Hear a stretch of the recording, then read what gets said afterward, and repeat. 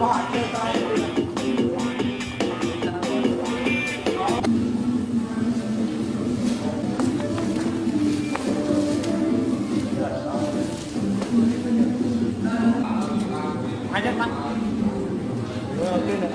làm game rồi không à? Ông là bị trong tù giặc. Người anh ngon hơn nè.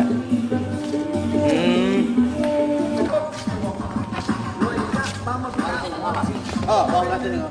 Lên để nó chặt sang đây.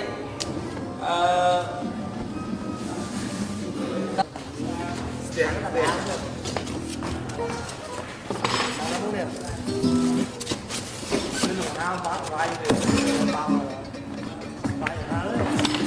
Bây giờ lên đó. Chua không? Lên đó quay bỏ. Ăn chua giờ ta đâu với ta salad với.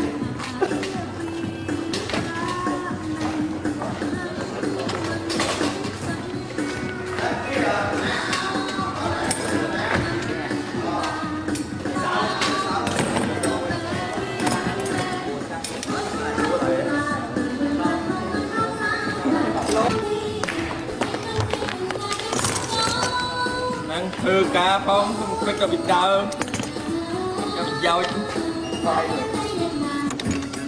sao còn sao con ta chun ngon quá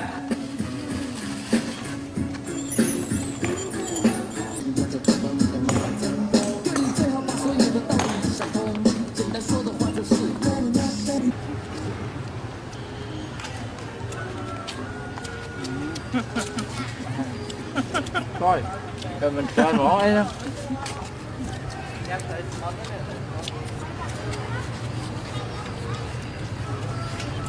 Trời, vậy mấy?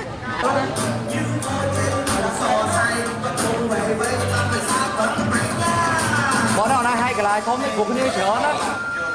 Nè chiếm nào tao bay nè. Hay là block tao bao vào. Trong tôi mấy cái lại không đi. Cứ đấy. Tao. Đây là nó được rồi.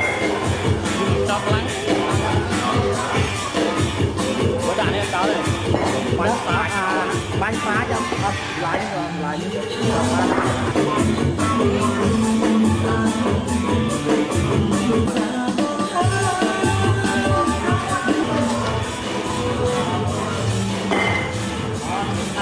Hên chụp giấy anh Hên làm gì mà